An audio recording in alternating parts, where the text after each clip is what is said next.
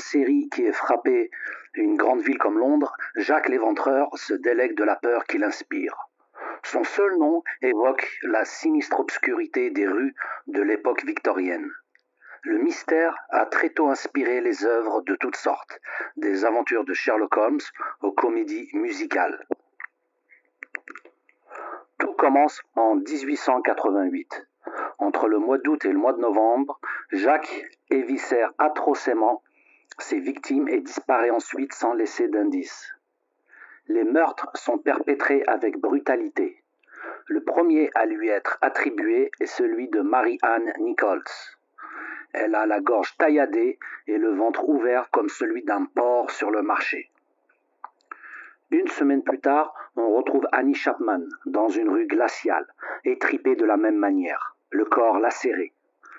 Après ces premiers meurtres, commence une chasse éperdue à l'assassin. Une troisième femme vient s'ajouter à la liste des victimes, Martha Tabram, dont le corps est découvert début septembre. Le meurtrier reste tranquille jusqu'au 30 septembre, date à laquelle un double événement crée une véritable panique. En un premier endroit de Whitechapel, le quartier où Jacques commettait ses crimes, Elizabeth Stride gît dans la rue, la gorge lacérée mais sans trace de mutilation. L'explication qui prévaut alors est que Jacques a été interrompu avant de pouvoir apposer sa signature caractéristique.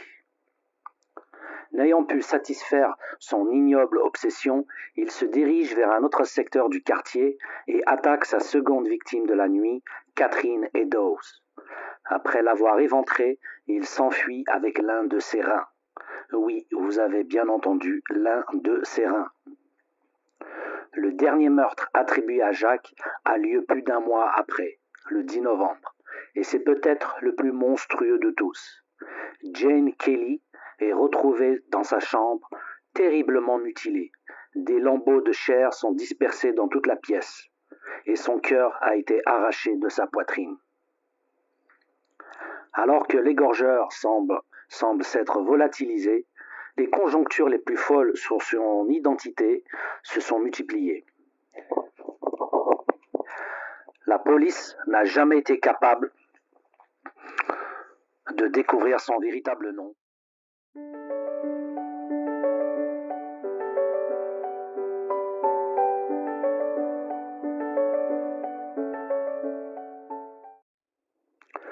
Alors, qui est l'insaisissable Jack l'Éventreur?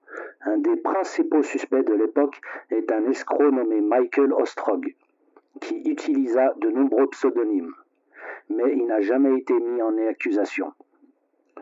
Comme le souvenir de Jacques survit dans la fiction, dans le cinéma et dans notre imaginaire, l'investigation historique s'est toujours poursuivie, peut-être avec plus d'ardeur encore qu'au moment des faits. Ainsi, certains experts ont pu voir en Jacques un cannibale aussi bien qu'un réformateur social fou. En 1970, Stowell déclare que le meurtrier au sang-froid était Édouard, duc de Clarence, petit-fils de la reine Victoria. Mais dans un ouvrage intitulé « Clarence était-il Jacques l'Éventreur ?», Michael Harrison réfute vigoureusement cette hypothèse et examine celle selon laquelle le criminel serait le précepteur du duc, un certain J.K. Stephan, poète notoirement misogyne, passé par l'université de Cambridge, sauf que le peu de charges qui ont pesé sur lui ont relevé de la simple supposition. Il y avait également d'autres suspects ont été désignés comme potentiellement étant Jacques l'Éventreur.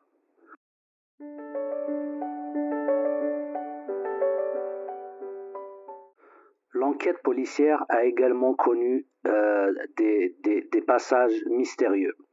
Ainsi, 3 semaines après le meurtre de Jane Kelly, la police, pour des raisons inconnues, a déclaré que l'enquête était close.